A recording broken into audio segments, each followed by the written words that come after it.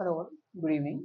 Welcome to live session number 4 on Computational Fluid Dynamics for Incompressible Flows. Myself, I am Durga Prasad. I am a paid scholar from Department of Mechanical Engineering at IIT Madras, and my research interests are essentially in application of CFD for understanding the fluid flow and thermal studies inside buildings. And regarding these sessions, we'll have these sessions every week from 5 to 7. If you have any queries regarding the session, you can reach out to me at the email given here. And all the recorded sessions will be uploaded on YouTube and you can access them from the course website. And this week lectures are basically on elliptic equations and how do we solve them using finite difference techniques.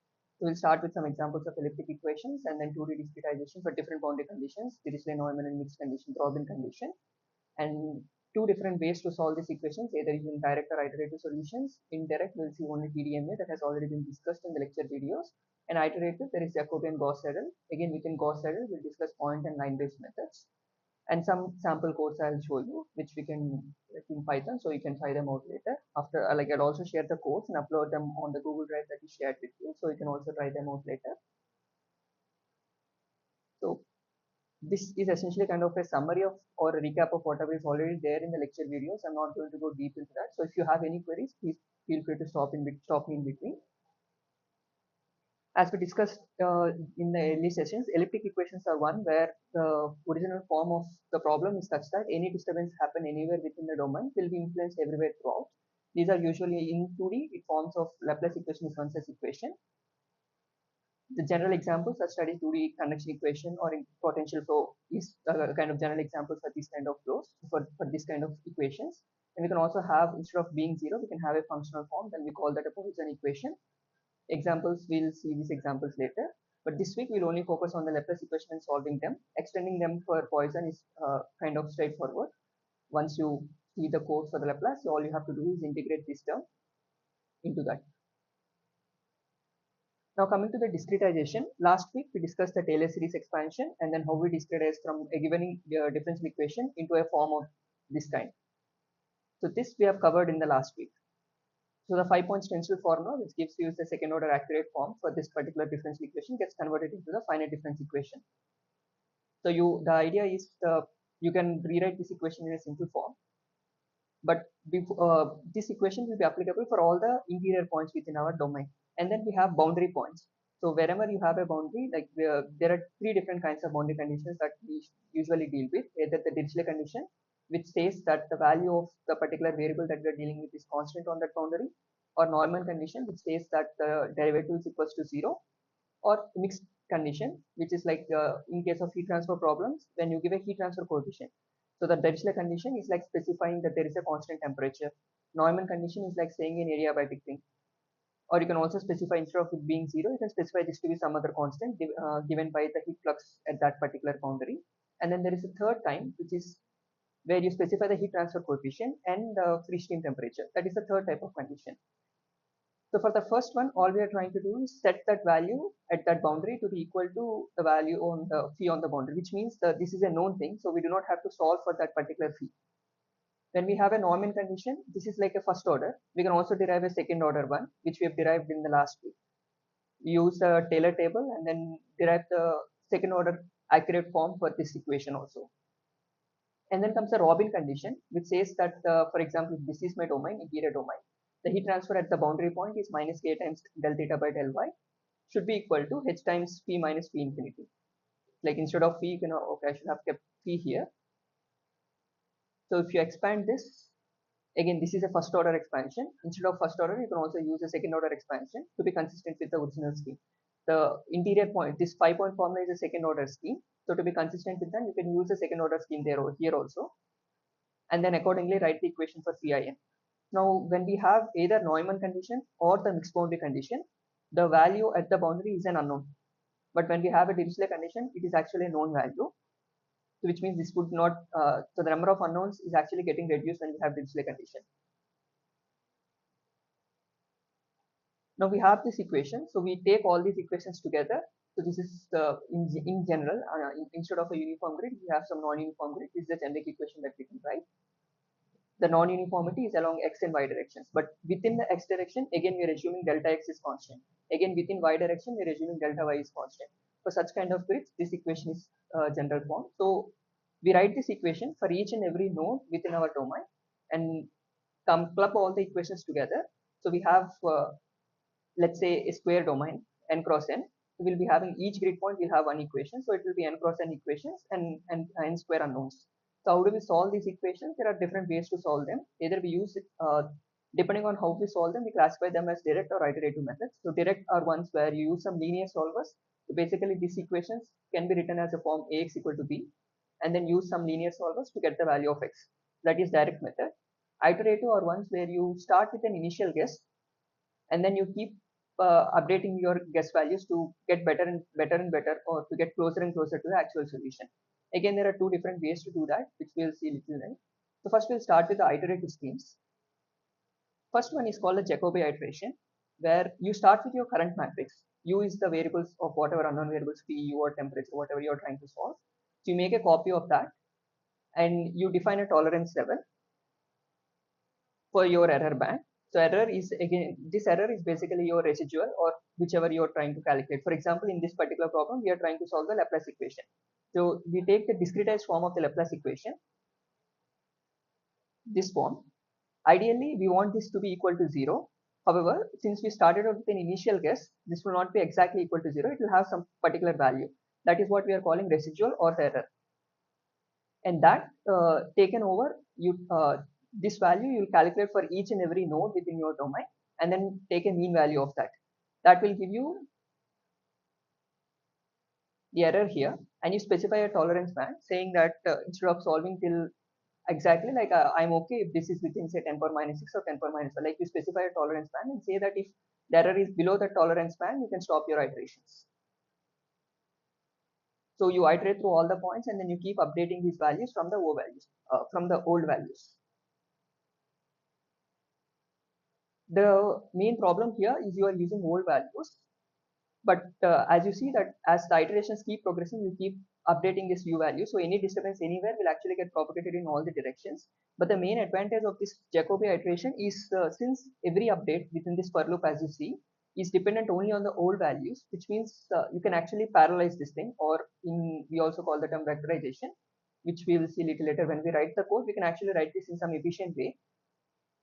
Since at any given I comma j, irrespective of for example, if I comma j values are say I is at 1 and j is at 2, for 1 comma 2 is affected only by the previous values of u0, and all of these values are available to me at any given point of the for loop, which means I don't have to sequentially execute this loop. I can run in parallel, like for every possible combinations of I comma j, I can run as many of them as parallel in possible to speed up these calculations. So that is one advantage with this Jacobi iteration. But if we were to run it sequentially, then it would be very slow to keep using the old value. So instead, what we will do is a Gauss-Seidel iteration, where we will use the latest values of the vector that we are trying to solve instead of the old values. This will ensure that we'll actually get to solution with lesser number of iterations compared to the Jacobi method. But all these methods are iterative in the nature because we are starting with an initial guess. This current matrix, whatever I'm saying, is an initial guess, and depending on how good your initial guess is, determines how fast you'll reach your solution. And how do we, there is one way to control the rate at which we converge to the solution, and then that's called over relaxation method. So what we do is we predict something. It's like we have an iterative solver that is going to give us some prediction. So instead of saying that the next iteration is being exactly equal to the whatever is predicted from our solver, we use the previous value, like we use a correction here, which says that you take a weight combination of the previous value and whatever we are predicting currently. So with these weight values, we can actually accelerate or kind of reduce the rate of convergence. So if you observe that over a certain number of iterations, the rate of convergence of your solver is slow, then you can try to increase the value of omega. That might lead to a faster convergence. Or in other way, if you see that the solution is oscillating or it is kind of moving, diverging in the sense that it is not reaching a given value but keeps on increasing, that the residuals keeps on increasing without actually reducing, then you can try to reduce this value. That way, it will ensure that you will stay close to your previous values without taking the current values too seriously. So this will kind of help you to control the rate of convergence of your solver. Now comes to the direct methods. So let's say we, instead of directly going to the 2D matrix, let's say we have a 1D equation, something like d square u by dx square equal to 0. We can use the finite difference form as I plus 1 with a 3-point stencil, ui plus 1 minus 2i plus ui minus 1 by delta x square equal to 0. I can club all these equations together and write a matrix of this form. So if you see at I equal to 0, I do not have any term here. So it will be like for the ui, I'll have minus 2. Okay, it should have been, I do not have I minus 1 in the first one. So for ui, I have minus 2. For ui plus 1, I have 1. Similarly, for the second one, I minus 1 term is the coefficient here. That will be 1. For ui, that will come here. And ui plus 1 will come here. And you keep doing this. You observe a structure within the matrix. This is called a tridiagonal matrix. When we have a matrix of this particular form, there are some techniques that can help us to get to the solution much faster. It's the LU decomposition or the Thomas algorithm. We'll see that algorithm in a little bit. But again, similarly, when we have, instead of a 1D problem, when we have a 2D problem, there is another structure to the problem, the matrix that we are going to get here. That is called a pentadiagonal matrix. So like we have here 3. And similarly, when we have 2D problem, we appear to see like a 5 by the like the 2 off diagonal. So you'll have this one and this one also being non-zero. So when there is that particular structure, there are 2 advantages. One, we can come up with some ways to store the matrix. First problem is storing this matrix itself. So the matrix size here is n by n, where n is your whatever is the grid size. So as your domain becomes larger and larger, the size of this matrix also keeps increasing, and most of them are actually zeros, except for these 3 diagonals. Everything else is 0. So which means this is not that memory efficient also. So we can come up with some other tricks to store these values and save the computational memory also. There are some algorithms to solve that part as well. So Thomas algorithm is one where you do not actually store the entire matrix, but you just store these 3 values, because these are the only values that are that keep repeating within your original matrix. So once you know only these values, however, in this particular simple case, we have everything to be constant. But in general, all these values need not be constant. So every row will have at max like 3 values that need to be known. So instead of having an n by n matrix, it's sufficient to know like 3n elements. So that reduces our memory capacity also significantly. So those are some other computational tricks that we can use. But most of the solvers are already available currently, so you don't have to always code them from scratch. It is good to know that there are tricks that can help you to solve them much faster. Now, as we said in the previous one, the point Gauss-Seidel method, we keep updating the values for each and everything. Instead of going across all the points in a 2D domain, what we can do is go along one direction. So for example,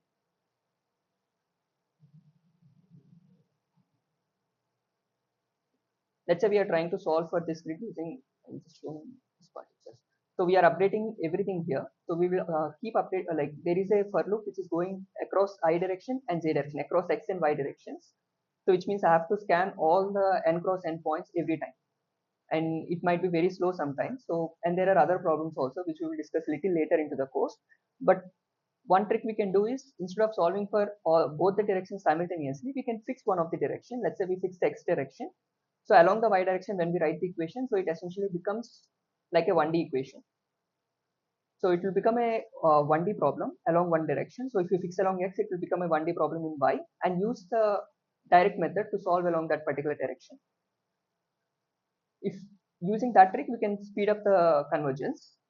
But which direction to fix, and those again you can play around with. I'll give you the code so you can try varying, like fixing along x, fixing along y. How does that affect for different problems? You can try with alternating x and y. So take x initially and then keep switching between x and y. Usually the idea here is what Gauss-Seidel is essentially doing is, when you have a boundary condition and you have an internal domain, it is trying to move the information from the boundary condition into the domain. So you have to pick a direction where the gradients are strong. That direction you can solve using PDMA or a direct method, so that you immediately get the solution. If you use a Gauss-Seidel, the diffusion of information is actually very slow. So if it is if in your particular problem, let's say if you have a 3D problem, you can solve it as let's say you want to solve it using a line Gauss-Seidel method. You will choose, say for example, if you have a wall bounded flow, like you have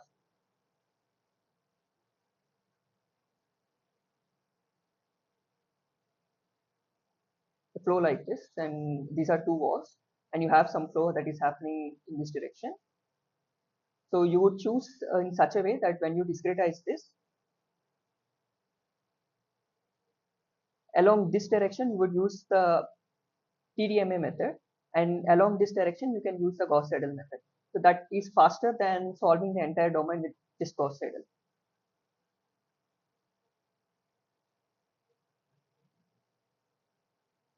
Are there any questions? So this is kind of a very quick overview of the lecture videos this week.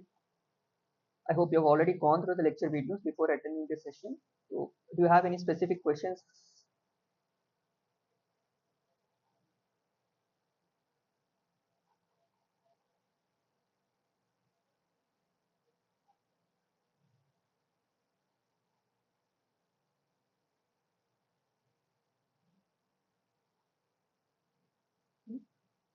Yes, there are no questions, or is it too fast?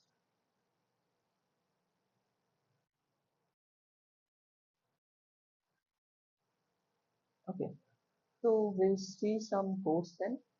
To those of you who are seeing Python,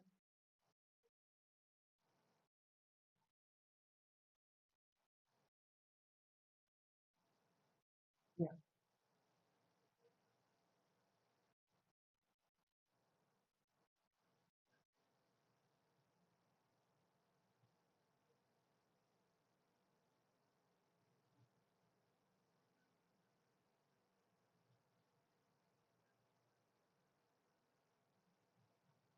okay. To those of you who are starting with Python for the first time, this is kind of a very broad introduction. So I hope you're already familiar with some programming language in general. So we have some variables. So first thing is how do you define comments? So this is called a Jupyter notebook. You can have access to this using Colab or something. You can look up on Colab later. If not, you can install it on your own system later. So in Python, the comments are with a hash, and variables are usually declared in either this way, you write in this way, or you can have like declare more than one variable like this. And the most important part for this course is arrays. Like this is a 1D array, we call it a list in a Python. But the main challenge with Python, not a challenge, but the key thing that you need to keep remembering is when you kind of want to assign this array to a different thing. For example, I have ARR as 1, 2, 3, and let's say I want to assign a new variable, AR copy to A.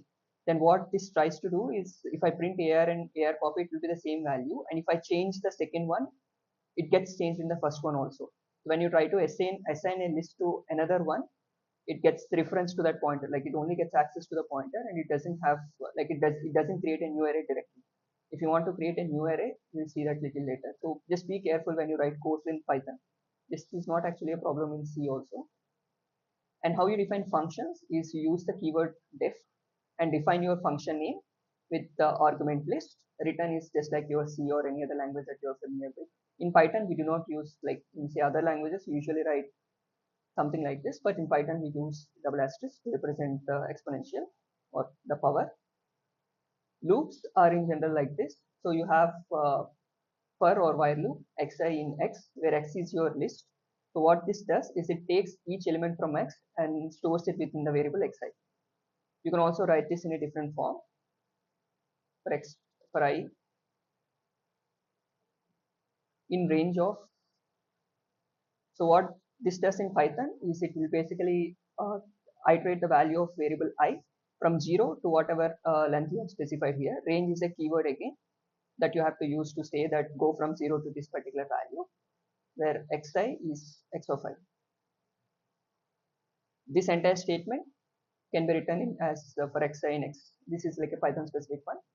And when you have if and else, the if statement goes like this. The key difference between people who are familiar with C or C++ is that we do not have like something like this. We do not have braces or anything in Python. We do everything with tabs. So you have a colon and then you have a tab. So everything that is indented will be within that particular. So it's as if it is within the braces if you are with the C language. Now coming to libraries. So since we do not want to handle, say if you're in C, we have to handle all the arrays yourself, some vector pointers, whatever it is. But in Python, we have a specialized library for this, NumPy, which is kind of does all of that. And for plotting, we can use matplotlib. You can install these libraries using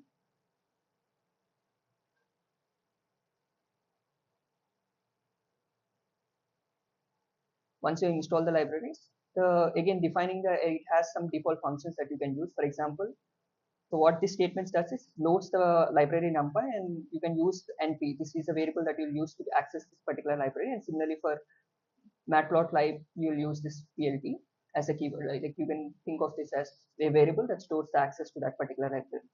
So this declares a variable which is all zeros of dimension 10 by 4. So 10 is the number of rows and 4 is the number of columns. So people who are familiar with MATLAB or other ways of indexing, this would kind of close to that one. And I is a key function that defines an identity matrix. Linspace is another function. These are kind of useful functions that we'll keep using within CFD. So linspace 0 to 1, 100 says that generate 100 points between 0 to 1, including 0 and 1. And if you want to plot a function, these are some functions. So you define some variable and you define a function. This time is a function that is available within NumPy library itself. So plot is a command you directly use to plot the function. These are some default functions that will be useful for this particular course. Now let's get into the solving part.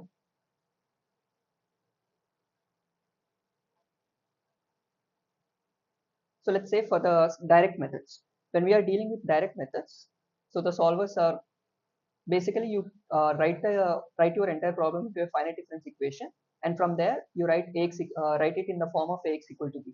So if you were to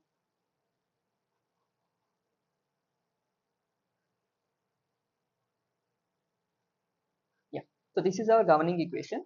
So when if I were to write this as a matrix, the first I have this has two indices I comma j, so I have to first convert it into a matrix with only one index.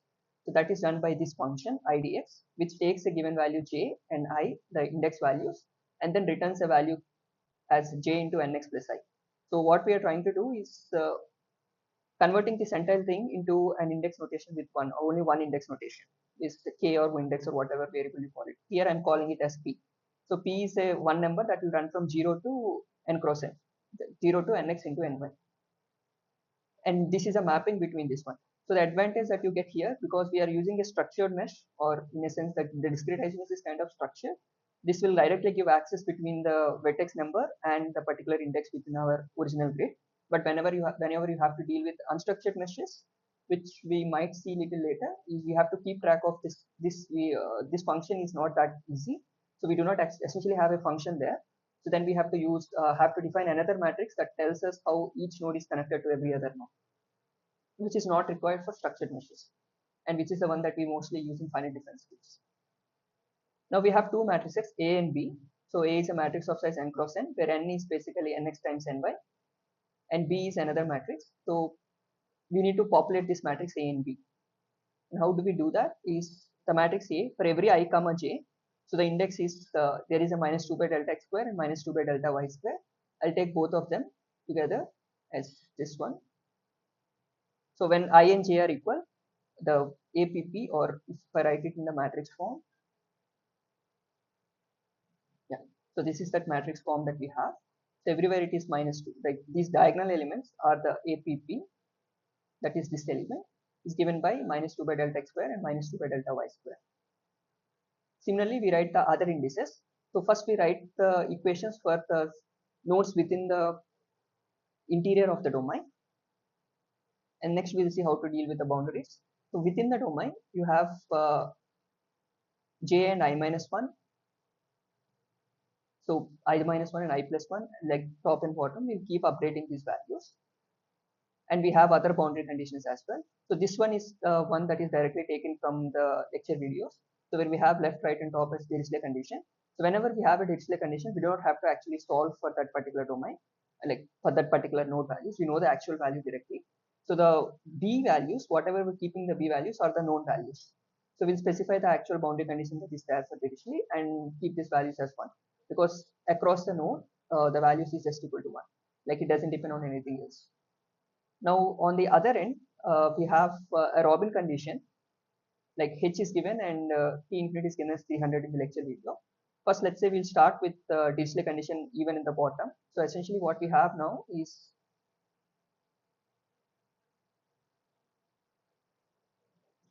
a domain like this with left at 500 Kelvin,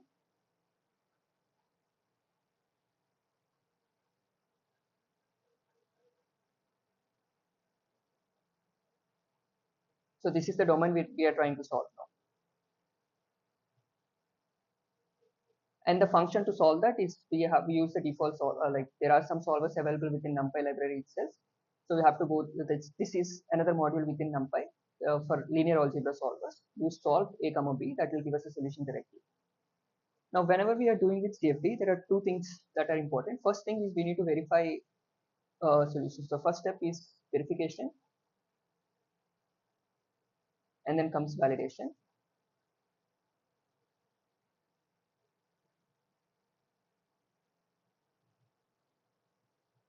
So verification is basically saying that whatever code I have written is correct and consistent with, say, for example, this is the model that I am having.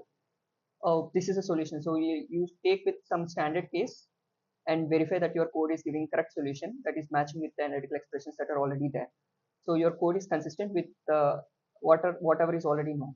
That comes as your verification part, which I'm kind of excluding it now. But before writing this solver, I've actually tested this on some analytical cases that we already know solution for. Then comes the validation part, which is essentially between your model and the actual one. So for example, you have a real world, and then you have your mathematical model,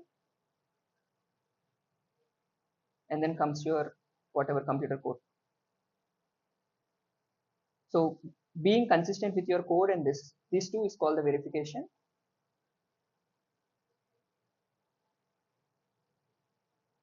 And here comes the validation part, saying that whatever you have done within your mathematical model is consistent with your real world. So for now, this in general, when you apply in your real case, these have to be taken care. But for now, we'll assume that since we do not have any validation part, which we'll do as we go into the course. For now, what you have to do is verify this code. So you can start with your own problems. I have tested it on one particular case. And then comes the grid independent study, which essentially says that as you keep refining your grid, the discretization error should become smaller and smaller, and eventually asymptotically it should go to zero, which will not happen with computers because this has a real-time precision. So what we do is take a problem, solve for different grids, and then measure the errors. How do I define the error? So because this is like I solve it the 20 by 20 grid, and then 40 by 40, and then 80 by 80 or 81 by 81. So there are three grids I'm solving for. And then now I have to compare the solution across these three grids.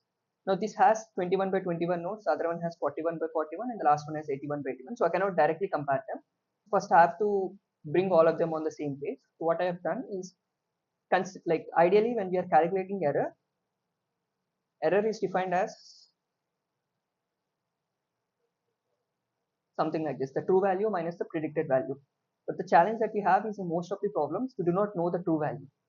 This too is an unknown thing. So what we usually do is we'll consider that whatever is the finest grid that we can do, this is kind of close to true value.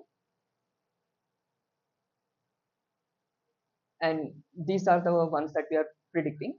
So first we'll convert the 80 grid to on 40 as well as 20. So this will serve as my reference ones, which I can use to compute the error. Or so the deviation between whatever I predict, the finest one and the coarse one. So let's say we call this the coarse, call this fine, call this finer. So we'll consider this as close to the exact one. So we'll find the difference between how much error I'm getting between fine to coarse and fine to finer, and see, for example, if you see the values here. So the error for the first one is around 0.1958. This is the kind of the RMS value. And similarly for the second case, like between 40 and 80, it is around 0.075. So the reduction here can be calculated using this formula, which is the logarithm of the error at the 20 by 40 divided by log 2. So this is basically, this log 2 is basically the ratio of grid.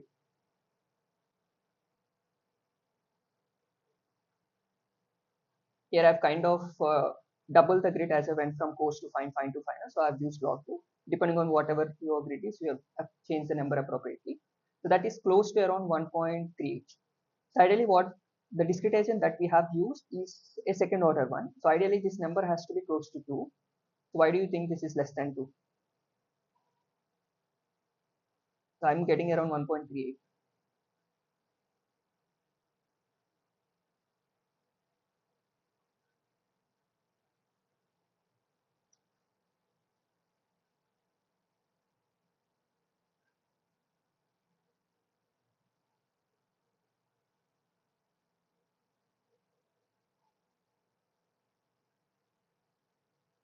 We should also show you the another one where I've tested this on a harmonic solution. So I've taken an exact solution as NP sin pi x and sin pi y, and then solved for that using the same code.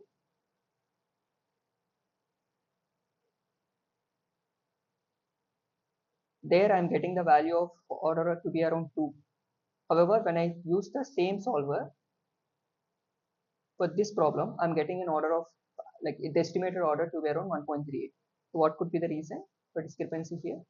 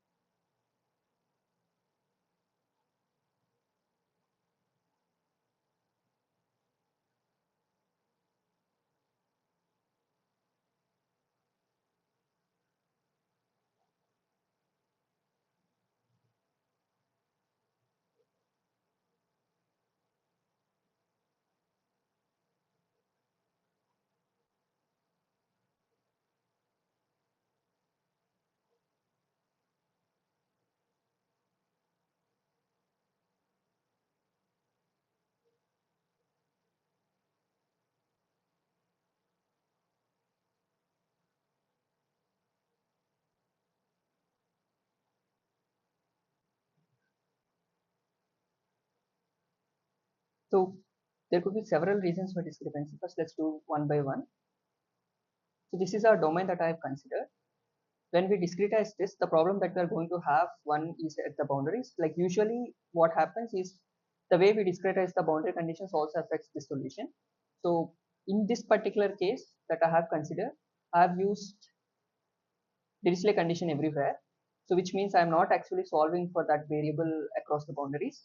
So that shouldn't actually affect the results. But usually when we use Neumann condition or Senn's condition, the way you discretize at the boundary is going to affect the solution. That also we can see now.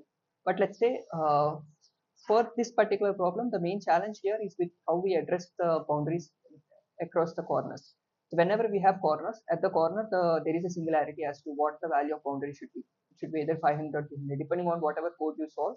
So in this particular case, I have considered in this particular order. So the bottom will be given the last preference. So initially this temperature will be close to 500 and there will be a singularity and it will suddenly jump to 300. So there will be a sudden change in that, which is not kind of physically accurate as well. So either we have to kind of come up with a way to smoothly define the boundary, or because this is not even physically realizable also. So that would have reduced the order.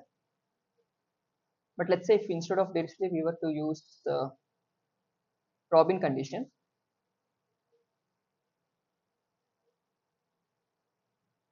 So this is a Robin condition.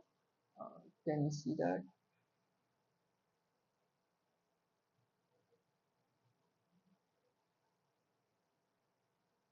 So this is what we derived for Robin condition. Pin is Pin minus 1 plus h delta y by k phi infinity by this particular value. So for this particular one, the question will be something like this: 1 plus h delta y by kappa, or the other way around. And for the other one, it will be minus this one. And phi infinity is h. What I have done here is I have taken h times p infinity to be 1 and I have multiplied everything with k by h. So this equation becomes, along the diagonal, I will be having minus k by delta y minus h, and the side index will be k by delta y, and finally the constant, the known term is h times p infinity. When I have considered this particular value with Robin condition, the solution will look more or less similar. So I'm getting an order of accuracy of around 1.52. This is kind of with a first order one. So this discretization is for a first order one. We can also do a second order discretization for the gradient.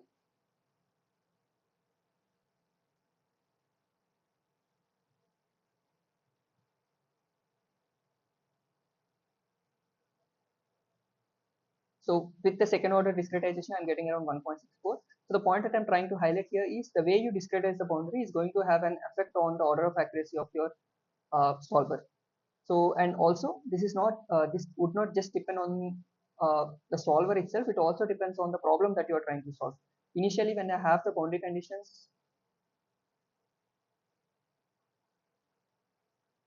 which are discontinuous and are having a singularity, then it kind of gave me a problem. So depending on the solution that you are having, the order of accuracy that you can get on a real problem will depend on the boundary conditions you have, the way you discretize your solver also.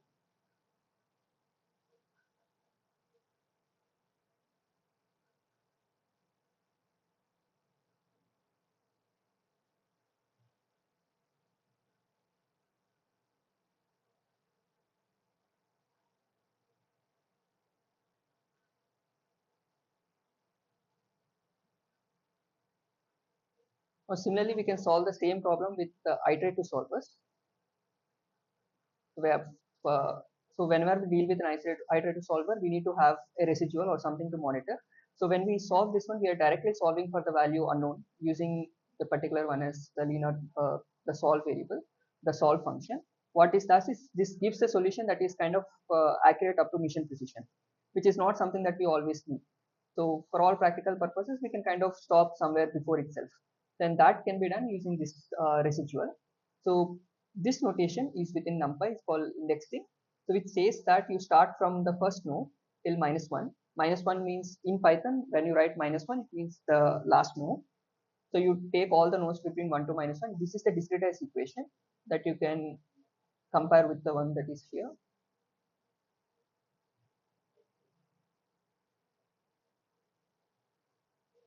So this is basically the same equation. So this is from 1 to 1, 1 to -1, -2 times Tij plus Ti -1 times this one. Similarly along x and y directions. So what we are calculating here is we are calculating this particular term for all the nodes in one go. So this, when you write it in this particular index form, it does calculate everything in parallel. So this will be much faster than writing a for loop. And then what we are doing is we are taking the norm of that value and then dividing with respect to it. So this is kind of giving us the mean RMS value, root mean square value. And then comes the boundary conditions.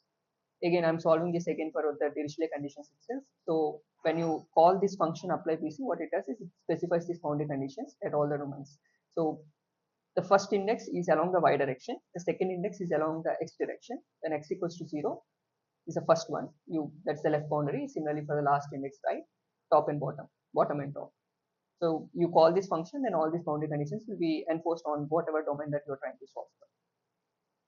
So we'll come to this helper function. This is the same function that we have before to compute the order. Now come one by one method. So first we'll start with point Gauss-Seidel method. So you take in an initial solution. Omega is your relaxation factor. Tolerance is what I specified before, that you have the residual and residual has to be within a certain tolerance. And then this is the most important variable for all these solvers, is the maximum number of iterations. So depending on how much computational access you have, this can be changed. But for most of the problems, usually this will be the limiting factor with point Gauss-Seidel method. It won't actually converge even with these iterations. You have to keep changing this value. Now, initially you'll start with an initial guess that may or may not be consistent with the boundary conditions that you have specified. So first you apply the boundary conditions, and then you iterate till the maximum number of iterations. You start across J, like you iterate across J along Y direction, along X direction. For each one iteration, you calculate the Gauss-Seidel update. So this is the update value that I was referring to when we were discussing.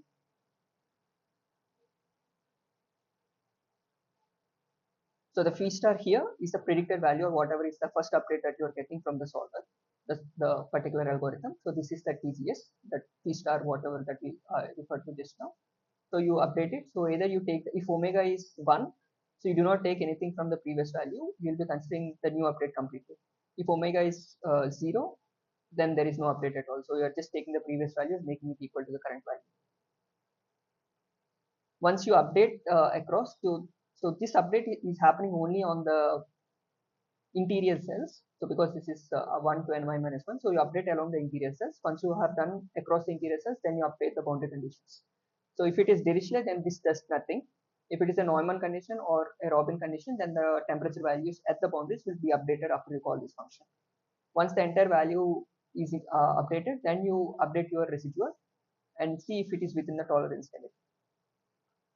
If it is within the tolerance limit, you stop the iterations, otherwise you keep doing it till the maximum number of iterations is reached. So I've done this for different grids. So one thing to note is here is as the number of grid points increases, the number of iterations to reach convergence also increases. The degree of this is almost same to whatever I got from the direct method for the Dirichlet case.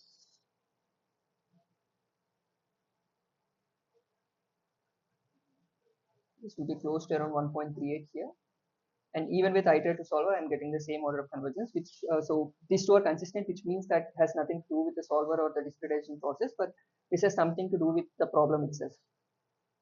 Because of the similarity that we are getting from the boundary conditions that are specified.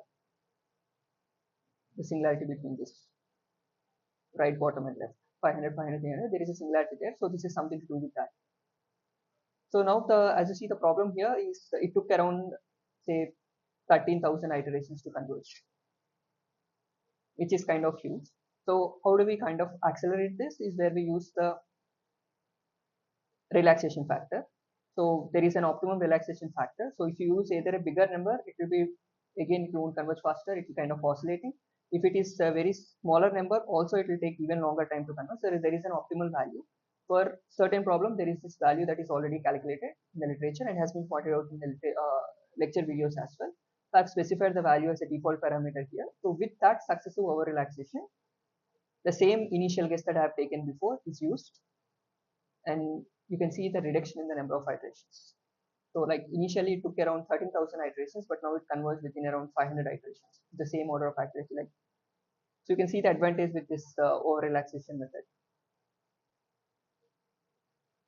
And both of these are with respect to the same method, point Gauss settle. The only difference here is in the way this predicted value versus how we go to the next update. So what we are doing here is we are giving a little more weightage to the update that is coming from the Gauss settle instead of the previous value, and that kind of accelerated the convergence for this specific problem. And this value is going to change for a problem to problem, and for some in saying some real problems you might not even know this beforehand. What we usually do is you start with some value, you see how the residual is kind of changing with respect to iterations. If the rate of convergence is lower, or if the residual is not changing too much, and then you kind of increase the value of omega. And if you see that there are some oscillations or it is kind of increasing, then you reduce the omega and you kind of keep tweaking it. And now there are some ways to kind of do this automatically also, which we will not go into. But the idea is this is something that can be used to control the rate of convergence, provided your problem is correct and then you have set up everything correctly. And comes the next method is the line coordinate method, for which we need the Thomas or TDMA algorithm. It's the tridiagonal matrix algorithm, where you have a problem defined as, I should have given the problem before. So this one, which is defined in a slightly different form. So you have A times Pi plus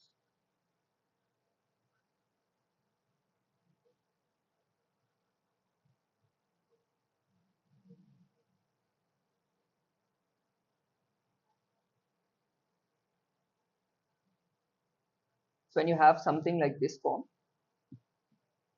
and we are trying to solve this set of equations, then it will eventually result in a matrix like this, and we are trying to solve this matrix directly.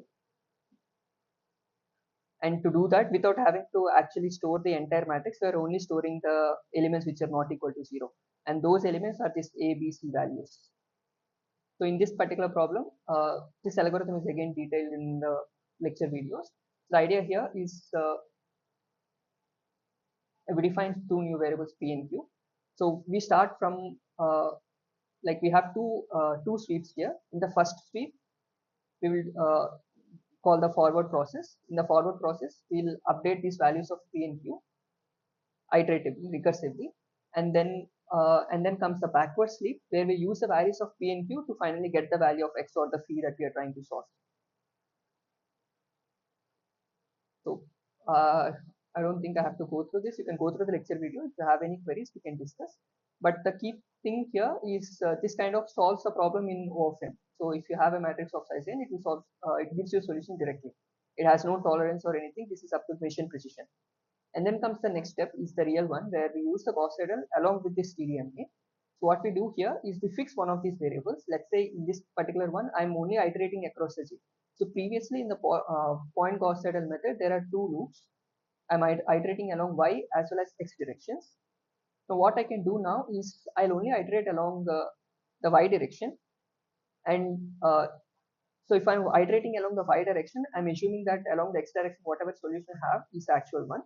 So I'll compute my d value and then directly use the TDMA to give me the solution along that particular direction. So for given j value, I will use TDMA to get the solution along the x direction. So it will update all this entire for loop with respect to I is now solved in one go. So I don't have to go through each and every node. I'll just use a TDMA and then that gives me a direct solution. Once I get that solution, again I'll keep moving to the next j. So I keep doing this till either I reach the maximum iteration count or my tolerance is within certain limits. So you compute tolerance once every sweep is done, and if it is within the specified tolerance band, you will stop iterating. So you can see the reduction in the number of iterations here. So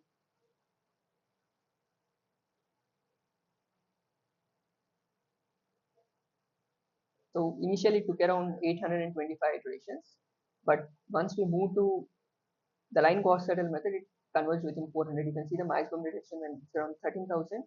It kind of reduced by half. By skipping one for loop entirely, we were able to reduce the total number of iterations, which means we can also reduce the total computational time also to convergence. Why exactly this is happening is something we will discuss a little later. Not in this week, but in the coming weeks we'll discuss why exactly this is happening with respect to Gauss Seidel. Now again, we can also use the same success over relaxation method by varying this omega optimal value, and you can see how the reduction is happening. So previously with point Gauss Seidel and successive over relaxation, it took around 584 iterations. But when I used line Gauss Seidel along with relaxation, it converges within 240 iterations. So this is the kind of speed up we are talking about, like more than order of magnitude speed up. And then comes the Jacobi method, where you do not have to you store the values in an old way, like you have a placeholder for the values and you update only those values. You update the new value from only the previous values. But the key difference here is I'm not writing it as a for loop, so I can write it in the vectorized form. So what this does is it does eliminate the for loop and does everything in parallel.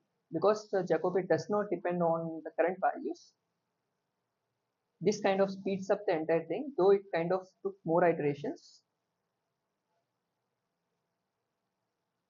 You see the number of iterations when with the finest grid is around 26,595. But because I kind of used the vectorized form, this kind of took very less time, even lesser than the point Gauss Seidel method or the line Gauss Seidel method. You can see the solutions here, and the comparison is shown here. So with Jacobi, it took around 26,000. But once I move to point Gauss Seidel, that's around 30,000. As I move to line or with over relaxation, it keeps reducing. So the lower the number of iterations, usually it is the lower the computational time. There any questions?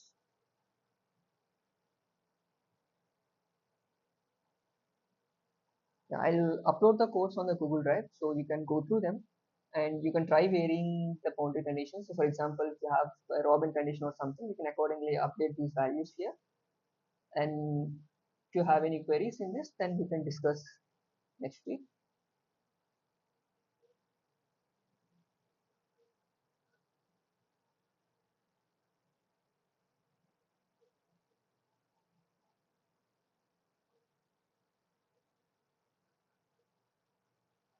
We will discuss some previous year problems. But before going, if you have any other queries or questions that you need to ask.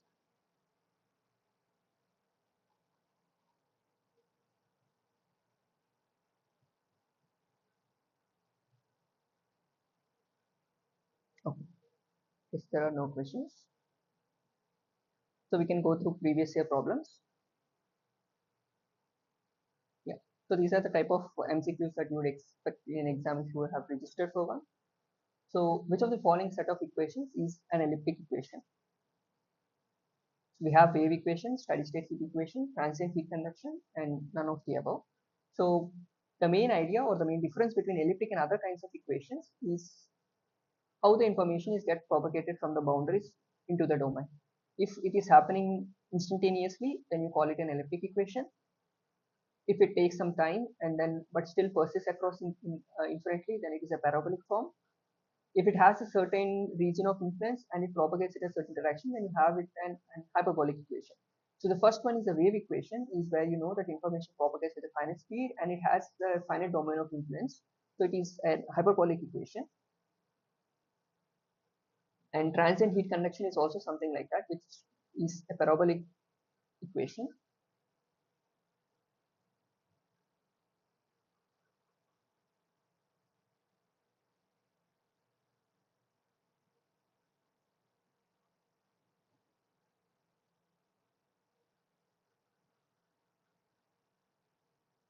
So the first one is hyperbolic.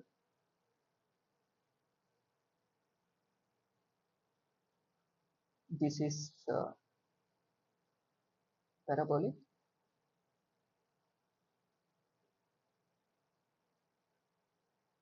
And steady state heat conduction is actually the one which is elliptic in nature, which means the information there kind of propagates instantaneously.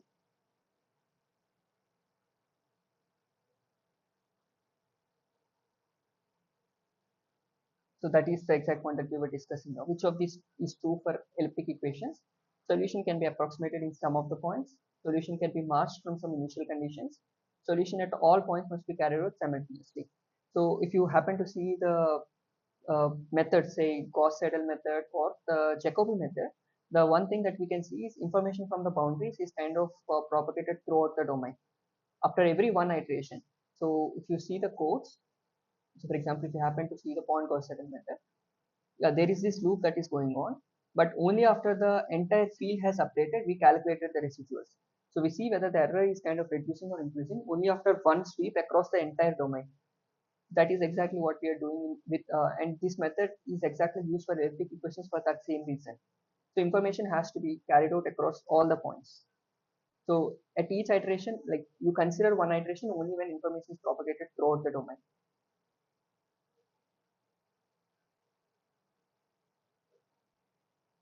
Yeah.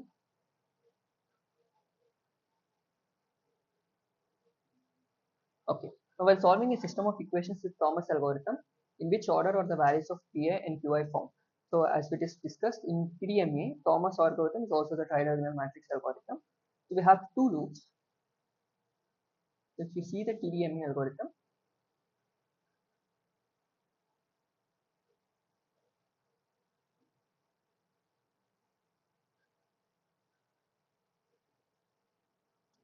it's the TDMA algorithm. So we have an equation of the form AI times PI minus 1, PI times PI plus AI times PI plus 1 equals to DI. So there are two loops. This is the first sweep, also called the forward sweep.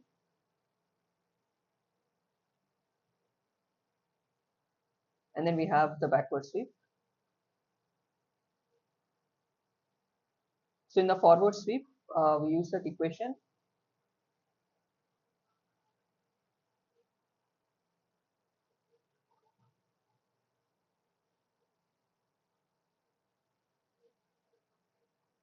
We calculate PI/QI, and using the values of PI and QI in the backward sweep, we calculate the values of the unknown variable that we are trying to solve. So this is a generic TDMA algorithm. So as far as this question is concerned, so which the values of PI and QI are found in the forward iteration, and the values of Pi, or basically the unknown that we are trying to solve, is found in the backward iteration.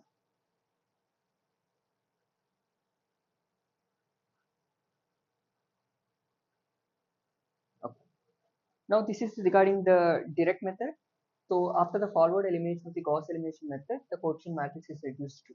So in the direct solver here, I have used this particular function that is directly available within the NumPy library. The module is called the linear algebra 1, LINALG. So within this module, there is this function solve that is already available. So what that does internally is use a Gauss elimination method. So when using Gauss elimination method, if you recollect, the matrix is kind of reduced to a lower triangular matrix.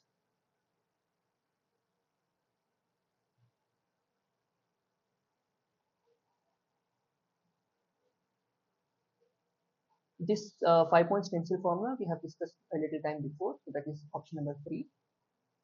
So you have the value at any given point is average of east, west, north, and south.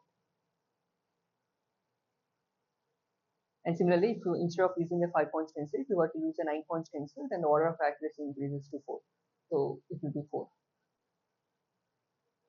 Okay, now let's do some calculations. The value of T1, you have to estimate the value of T1 with the left boundary as adiabatic. If the values of T2 and T3 are given, use a grid size of 0.05 and calculate the values of T2 and T3. And wait for a couple of minutes. So all you have to do is make the gradient here equal to 0. So first you have to construct a PE for this particular problem at this boundary and then solve the value of T1.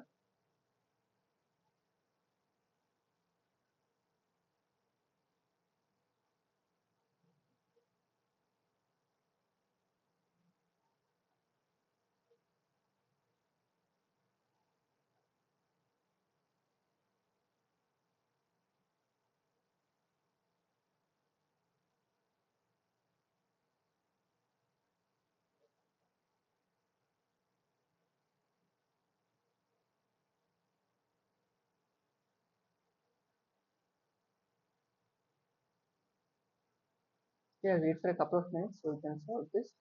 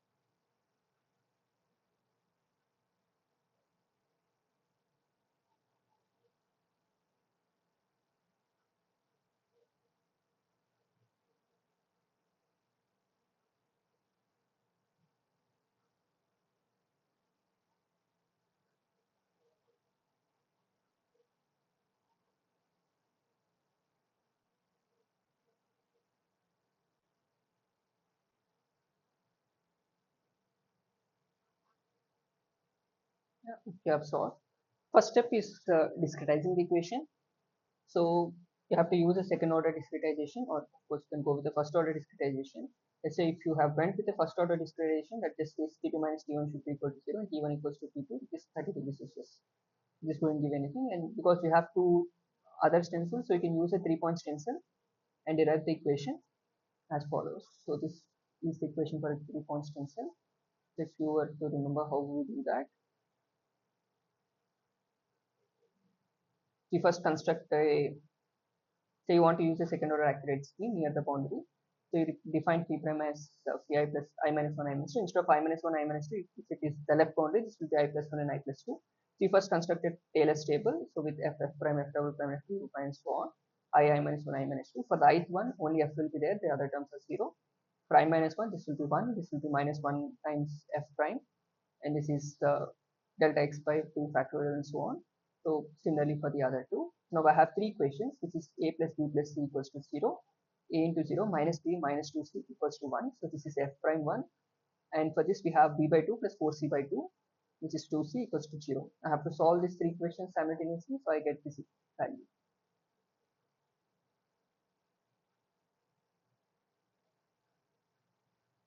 Now I plug it in this particular form equation.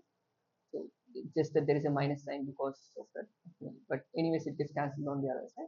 And then you have T2, T3, substitute them back and get the value of T1. I'm getting this around 20 Celsius. So you see the difference between using a second order accurate scheme and a first order accurate scheme, right? Are there any questions? Okay. Yeah, I guess there are no questions. So maybe you can solve this. It's very similar. You can use the same equation as before, this equation for the gradient. Use this equation and solve for the value of T100. Instead of an adiabatic condition, now we have a mixed boundary condition. I'll wait for a couple of minutes so you can solve and let me know the answer.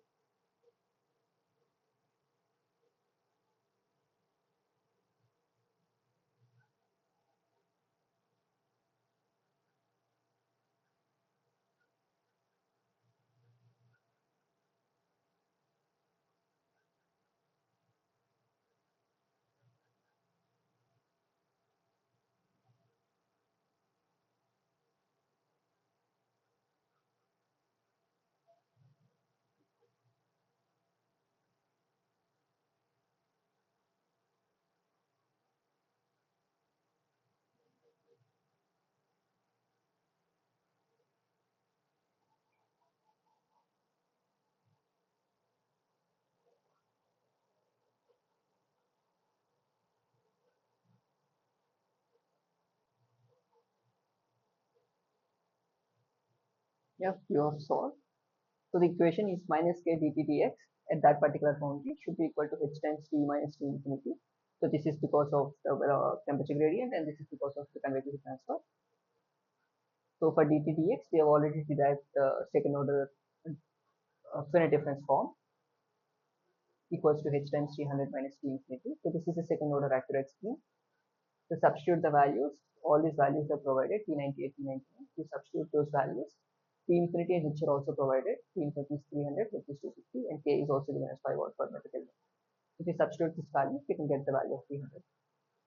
So this is a straightforward one. All we need to know is this finite difference form, and then it's about just substituting and doing some more. Is there any questions? This is the last question. So this we have a Poisson equation where we have del square t del x square plus del square t del y square plus q to be prime by kappa equals to 0, and you define gamma as this value. Which one of them is the solution for this discretized equation for this particular equation? So previously we know that one of these is true. The only additional term is coming from this one. So in the previous problem when we were solving, we have delta y equal to delta x. So this is actually 1. When this is 1, gamma will become 1, and this will be 4 times Tij. So this is clear. So all these terms are there when for gamma equal to 1. The only thing that we need to be sure is which one of them is correct when they are not equal.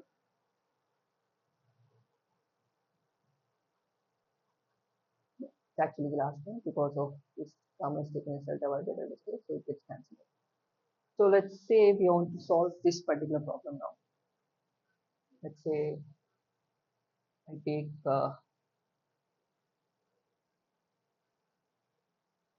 iterative solution. And let's say in addition to this, now we also have a source term, this 2 triple prime that I want to solve for. So let's say I want to use this particular method.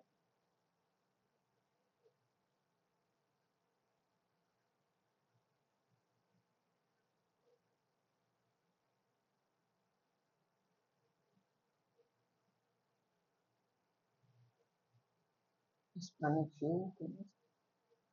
This works.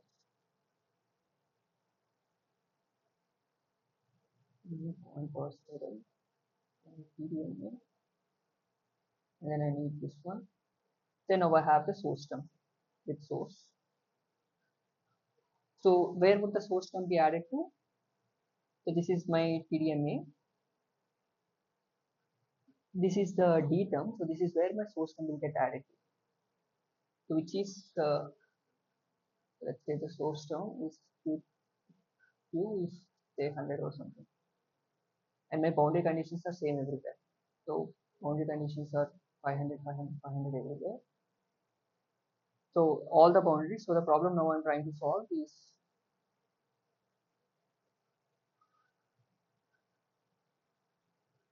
a rectangular domain.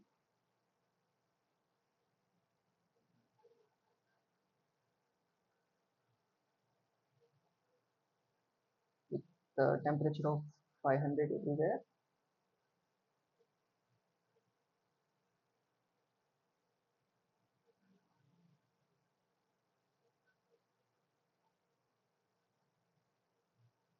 And then I have an internal heat source. Let's say the heat source is uniformly distributed throughout, and the Q triple prime is 100 watt per meter cube.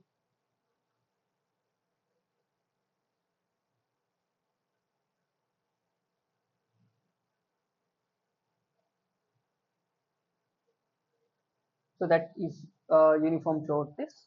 So we are expecting to find the temperature distribution within this. So what we would expect is because it has to be distributed throughout, so everywhere temperature has to be 500, and within the center it has to be the maximum. How do we solve it?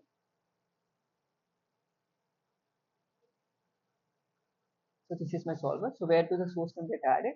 As I said before, source term will get added into the term B, which is my source term. So have Q as 100.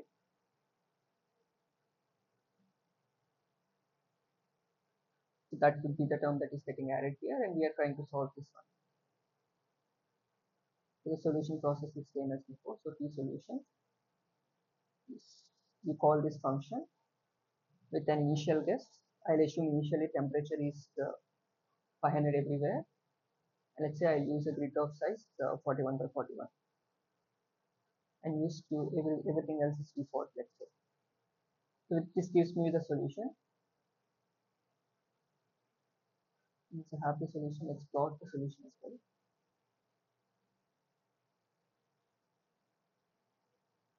Okay, green converge.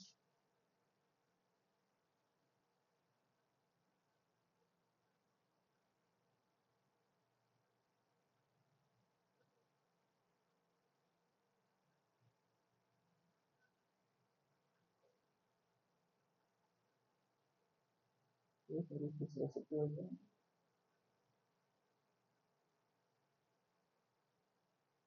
Just a couple of minutes. So let's say the solution didn't converge. So what do you think likely is the cause for thing not to converge?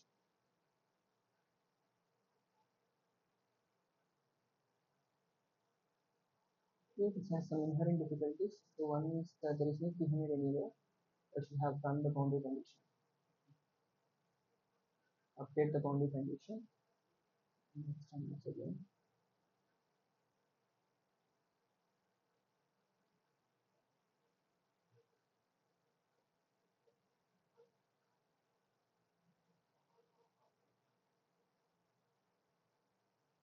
Yeah. Now you can see the contours.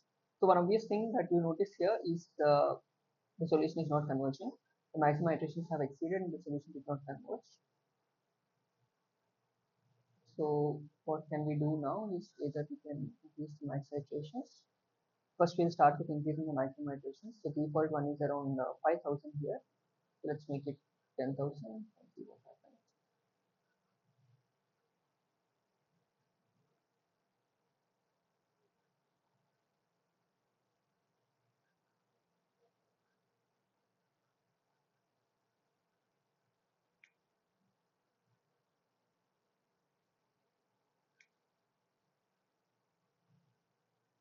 Let's try to reduce this value.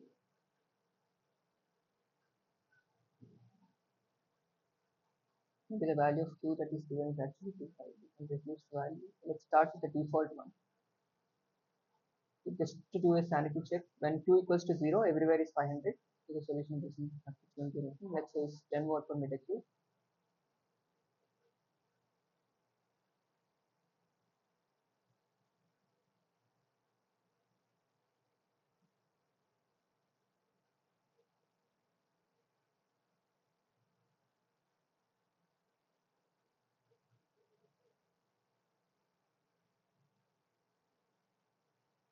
Or we can use the Jacobi method also.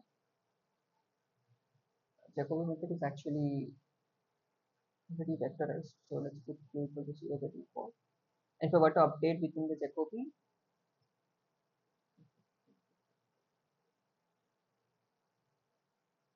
we have some convergence issue. Okay, let's say we were not to do within the, so okay, because of this time limits, maybe if I put it some 50,000 or something, then it might actually converge.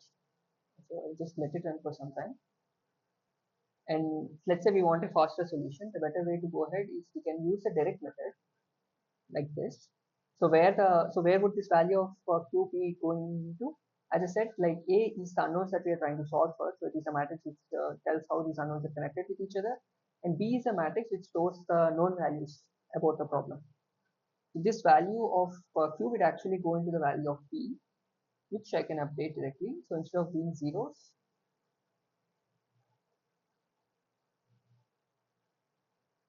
now I have a constant value of q that is coming here. So q is 0 by default.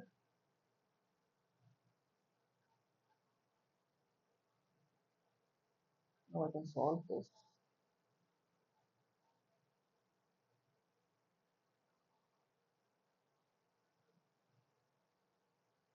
Let's say 41 by 41, 1 by 1, and then q is 10. I got my solution. I need to update the boundary conditions as well, which will be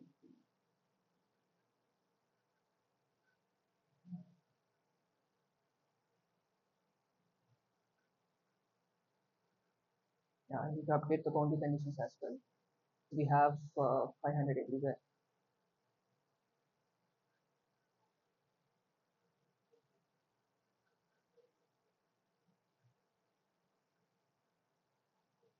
So you can see the solution here. But this is kind of reached very fast. So with direct method, just because we have very less number of breakpoints, as you keep increasing the breakpoints, this keeps increasing higher and higher. Yeah. So this would be the problem for a Poisson equation. Yeah, hi. Do you have any questions?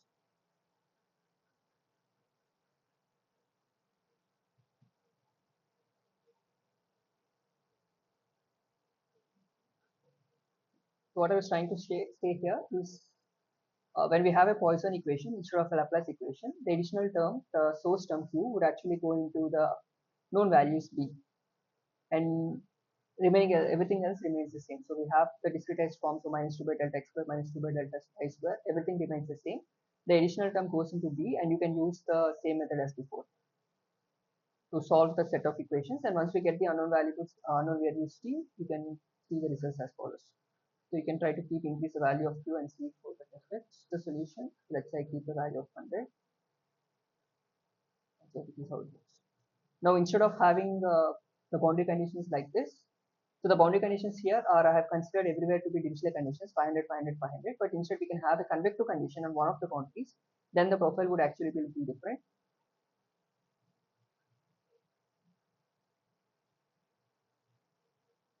Let's say I'll use minus 100. Yeah, you can see how this changes. The contours are more or less, this is what we expect as always. At the boundaries you have constant temperature, and as you go towards the interior, it may increase or decrease. So okay, the one problem that is here is why is it negative? Okay, this becomes on the other side, so this has to be minus.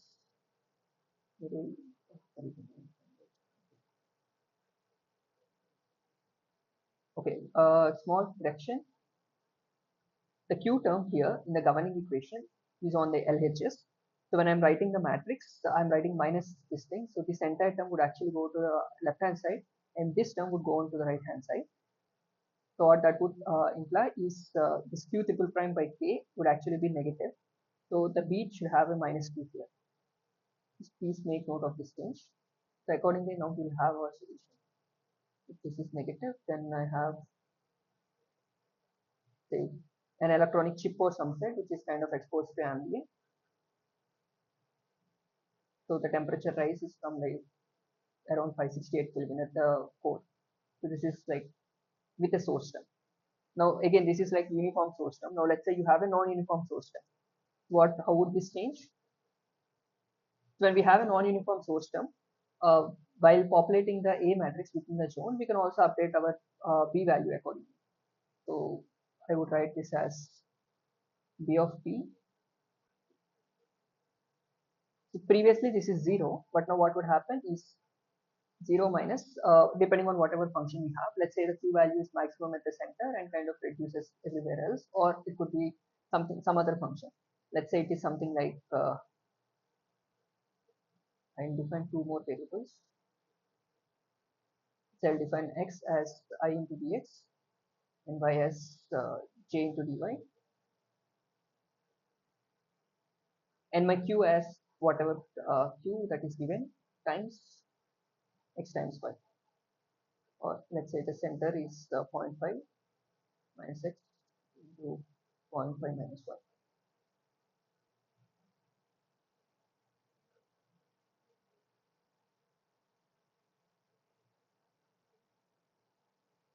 Or let us put a simple function.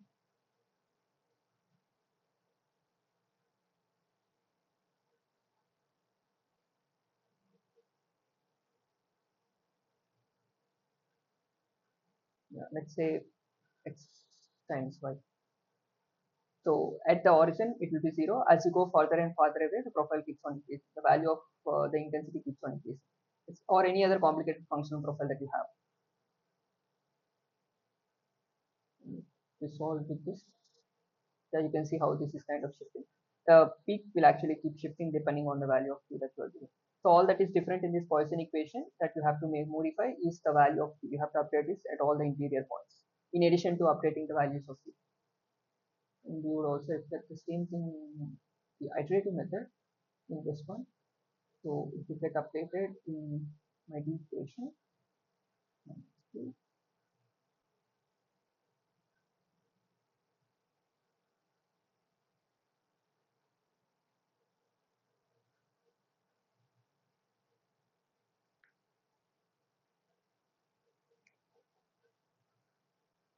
let's wait for a couple of minutes. Or if this is actually a problem with the cost settle. Okay, you can see a clear difference between these two. So once we go with the cost settle method, you can see how long it is actually taking compared to the direct method. But the problem here is if the grid size keep increasing, so here 40 by 40 or 80 by 80 is like a smaller grid, but as the grid size keeps increasing, the uh, the matrix size A here is like kind of increases also quadratically, so exponentially. If I have a 100 by 100 grid, then it has to store this matrix a 100 by 100. But if I have say 1 million grid points, then I have to store a matrix of size 1 million by 1 million, which is like very big matrix. Then the actual problem comes. So though this might seem actually faster for smaller problems, it does not scale accordingly. As your problem or your domain gets bigger and bigger, it's better to move on to iterative methods than the direct methods. So of course, direct methods are faster for smaller domains.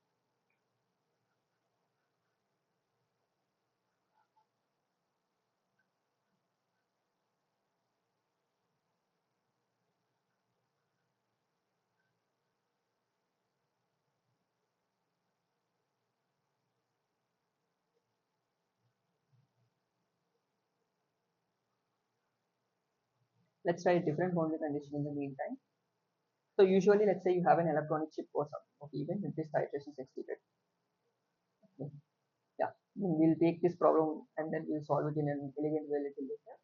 Maybe I'll present this on the Google Drive.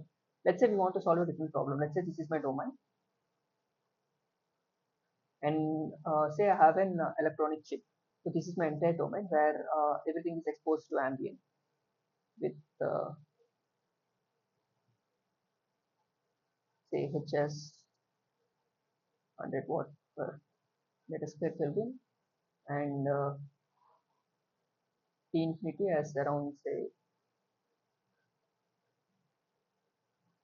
300 Kelvin.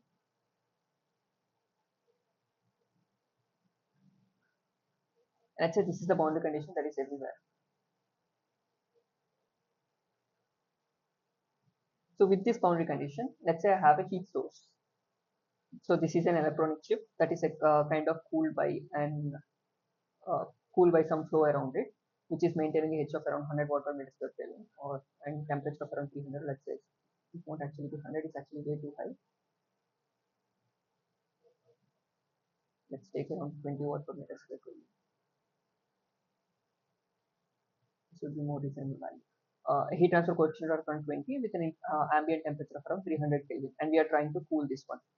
So how would that reflect here? Is these equations everything remains the same. Let's remove this term. I do not have a non-uniform source as of now. Let's say there is a uniform heat generation.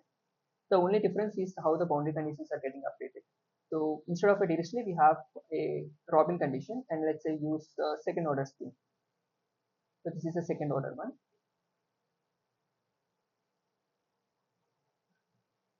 So also have a first order one I have written here, and then I also have Dirichlet case.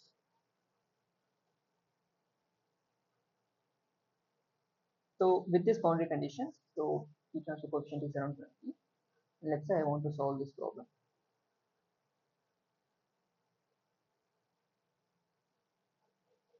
Yeah. Okay. So all the conditions have to go here. There is no separate thing as such.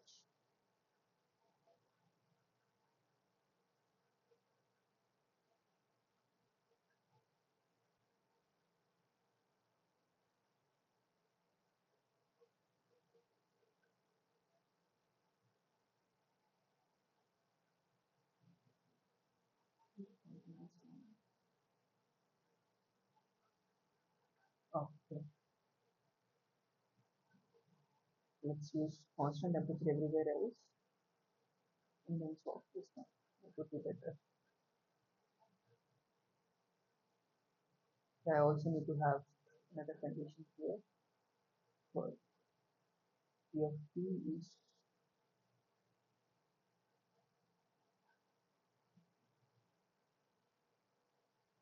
let's say we'll use first order thing.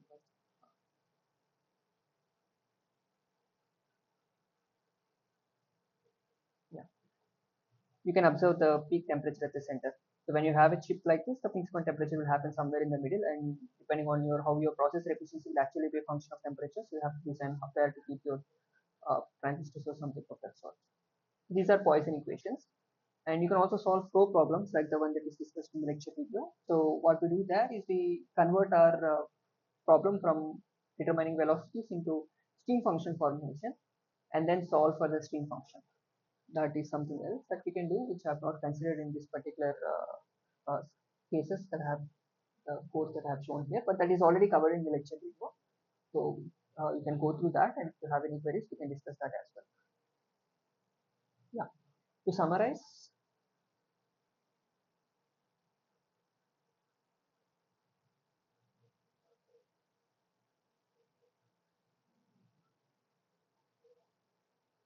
yeah.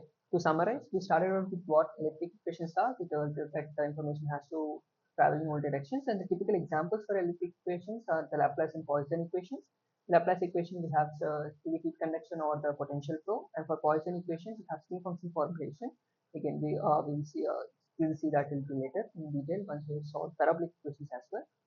And the concept of discretized equations, you start with a PDE for your particular problem. How to move from your physics into PDE is something that is not covered in this course. Once you have the given PDE, then we discretize using the Taylor series expansion that we discussed in the last week.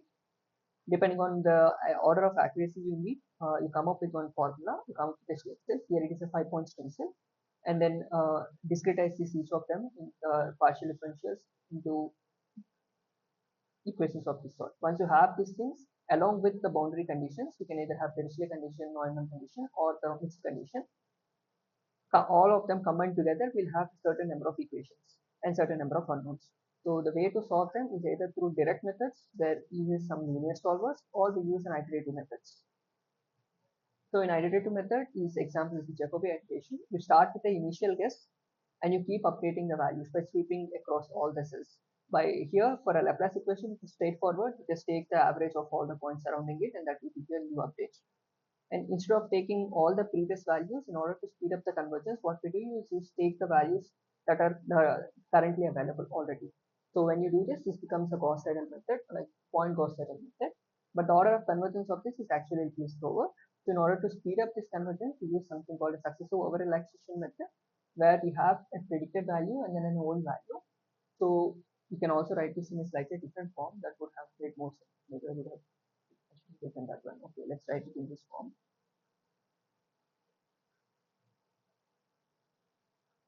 I can also write this as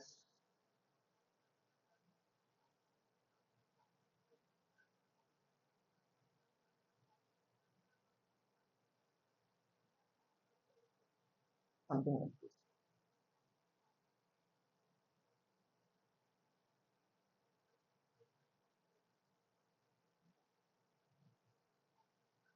So these two equations are identical.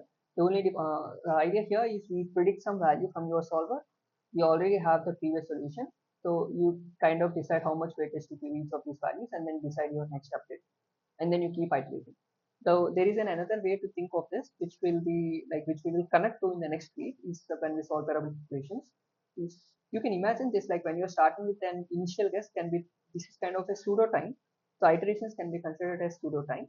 So as you go from one iteration to next iteration, it is as if you're marching in time, but where the time axis is not really a time axis, like it is not consistent with the physical time, but you can think of it in this way. So what we are trying to do is we are taking something from the previous time step, we are predicting something in the future time step, like what is going to happen in the future, but then we are not directly taking the prediction, but instead we are correcting the prediction using the previous value. So some kind of correction that gives us an estimate of where it should likely be. So depending on the method that you are using and the problem that you are solving, these predictions can actually be little higher or lower than what actually is. So your omega can actually be greater than 1 or less than 1. So if it is greater than 1, you call it over relaxation. If it is less than 1, you call it an under relaxation. Usually we have an optimal value which gives us a faster convergence.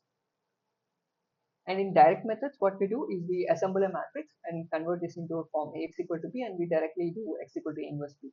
Like we do not calculate inverse, but instead we have some efficient methods to do that. Especially for these matrices, for this kind of problems with the Laplace equation, we have certain matrices, so which will either be of this tridiagonal nature, where only the three elements, like the diagonal and one off diagonal elements, will actually be non-empty, and everything else will be zeros. So all you have to do is store only these three elements, or in essentially only these elements, the diagonal and the off diagonal elements, and then you can have an algorithm that directly gives you the solution for such kind of banded matrices. We call them the banded matrices.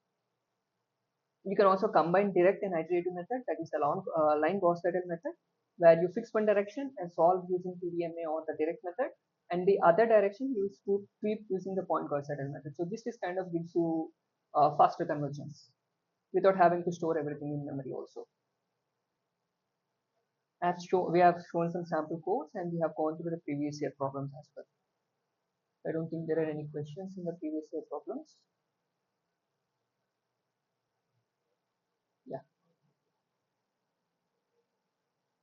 If there are any specific questions?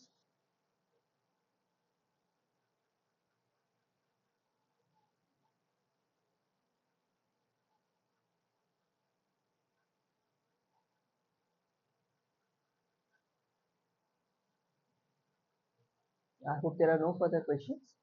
I think we can end the session for today. And next week we will discuss on how to solve the parabolic equations, wherein the additional coordinate will come in addition to the space axis. We also have to march along the time direction. So in the Gauss setup now we are only sweeping along x and y. Now we also have a third thing, the time or the marching direction, which is something that will be more evident in parabolic and hyperbolic equations that we'll be solving later. Yeah.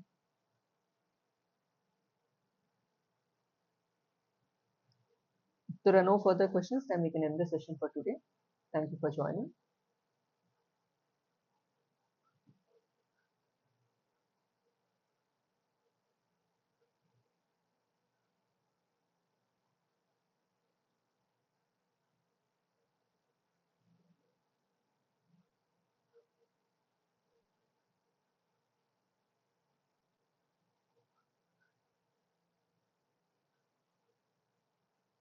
Yeah. Thank you for joining. We will end the session for today.